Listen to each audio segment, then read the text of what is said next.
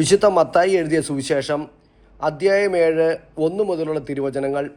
അന്യരെ വിധിക്കരുത്, വിധിക്കപ്പെടാതിരിക്കാൻ നിങ്ങളും വിധിക്കരുത്.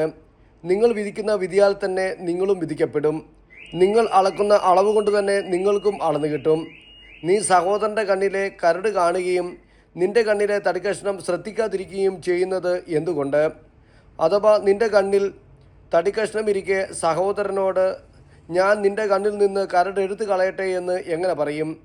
കപട നാട്ടിക്കാരാ, ആദ്യം സ്വന്തം കണ്ണിൽ നിന്ന് തടിക്കഷ്ണം എടുത്തു മാറ്റുക.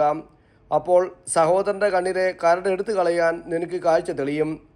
വിശുദ്ധമായത് നായ്ക്കൾക്ക് കൊടുക്കരുത്, നിങ്ങളുടെ മുത്തുകൾ പന്നിക്ക് ഇട്ടുകൊടുക്കരുത്. അവ അത് ചവിട്ടി നശിപ്പിക്കുകയും തിരിഞ്ഞ് നിങ്ങളെ ആക്രമിക്കുകയും ചെയ്തേക്കാം. പ്രാർത്ഥനയുടെ ശക്തി. ചോദിക്കുവിൻ, നിങ്ങൾക്ക് ലഭിക്കും. അന്വേഷിക്കുവിൻ, കണ്ടെത്തും. മുട്ടുവിൻ, നിങ്ങൾക്ക് തുറന്നു കിട്ടും. ചോദിക്കുന്ന ഏവനും ലഭിക്കുന്നു, അന്വേഷിക്കുന്നവൻ കണ്ടെത്തുന്നു, മുട്ടുന്നവന് തുറന്നു കിട്ടുകയും ചെയ്യുന്നു. മകൻ അപ്പം ചോദിച്ചാൽ കല്ല് കൊടുക്കുന്ന ആരെങ്കിലും നിങ്ങളിലുണ്ടോ? അഥവാ മീൻ ചോദിച്ചാൽ പാമ്പിനെ കൊടുക്കുമോ? മക്കൾക്ക് നല്ല വസ്തുക്കൾ കൊടുക്കണമെന്ന് ദുഷ്ടരായ നിങ്ങൾ അറിയുന്നുവെങ്കിൽ നിങ്ങളുടെ സ്വർഗസ്ഥനായ പിതാവ് തന്നോട് ചോദിക്കുന്നവർക്ക് എത്രയോ കൂടുതൽ നന്മകൾ നൽകും. മറ്റുള്ളവർ നിങ്ങൾക്ക് നൽകണമെന്ന് നിങ്ങൾ ആഗ്രഹിക്കുന്നതെല്ലാം നിങ്ങൾ അവർക്ക് ചെയ്യുവിൻ. അതാണ് നിയമവും പ്രവാചകന്മാരും. ഇടുങ്ങിയ വാതിലിലൂടെ പ്രവേശിക്കുവിൻ.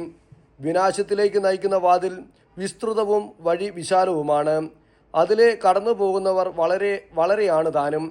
എന്നാൽ ജീവനിലേക്ക് നയിക്കുന്ന വാതിൽ ഇടുങ്ങിയതും വഴി വീതി കുറഞ്ഞതുമാണ്, അത് കണ്ടെത്തുന്നവരോ ചുരുക്കം. വ്യാജ പ്രവാചകന്മാർ. ആടുകളുടെ വേഷത്തിൽ വരുന്ന വ്യാജ പ്രവാചകന്മാരെ സൂക്ഷിച്ചുകൊള്ളുവിൻ. ഉള്ളിൽ അവർ കടിച്ചു ചീന്തുന്ന ചെന്നായ്ക്കളാണ്. ഫലങ്ങളിൽ നിന്ന് അവരെ മനസ്സിലാക്കാം. മുൾച്ചെടിയിൽ നിന്ന് മുന്തിരിപ്പഴമോ ഞെരിഞ്ഞിൽ നിന്ന് അത്തിപ്പഴമോ പറിക്കാറുണ്ടോ? നല്ല വൃക്ഷം നല്ല ഫലവും ചീത്ത വൃക്ഷം ചീത്ത ഫലവും നൽകുന്നു. നല്ല വൃക്ഷത്തിന് ചീത്ത ഫലങ്ങളോ ചീത്ത വൃക്ഷത്തിന് നല്ല ഫലങ്ങളോ പുറപ്പെടുവിക്കാൻ സാധിക്കുകയില്ല. നല്ല ഫലം കായ്ക്കാത്ത വൃക്ഷങ്ങളെല്ലാം വെട്ടി തീയിലെറിയപ്പെടും. അവരുടെ ഫലങ്ങളിൽ നിന്ന് അവരെ അറിയാം. കർത്താവേ കർത്താവേ എന്ന് എന്നോട് വിളിച്ചപേക്ഷിക്കുന്നവനല്ല, എൻ്റെ സ്വർഗസ്ഥനായ പിതാവിൻ്റെ ഇഷ്ടം നിറവേറ്റുന്നവനാണ് സ്വർഗരാജ്യത്തിൽ പ്രവേശിക്കുക. അന്ന് പലരും എന്നോട് ചോദിക്കും, കർത്താവേ, ഞങ്ങൾ നിൻ്റെ നാമത്തിൽ പ്രവചിക്കുകയും നിൻ്റെ നാമത്തിൽ പിശാചുകളെ പുറത്താക്കുകയും നിൻ്റെ നാമത്തിൽ നിരവധി അത്ഭുതങ്ങൾ പ്രവർത്തിക്കുകയും ചെയ്തില്ലേ? അപ്പോൾ ഞാൻ അവരോട് പറയും, നിങ്ങളെ ഞാൻ അറിഞ്ഞിട്ടില്ല. അനീതി പ്രവർത്തിക്കുന്നവരെ എന്നിൽ നിന്ന് അകന്നു പോകുവിൻ. എൻ്റെ ഈ വചനങ്ങൾ ശ്രവിക്കുകയും അവ അനുസരിക്കുകയും ചെയ്യുന്നവൻ പാറമേൽ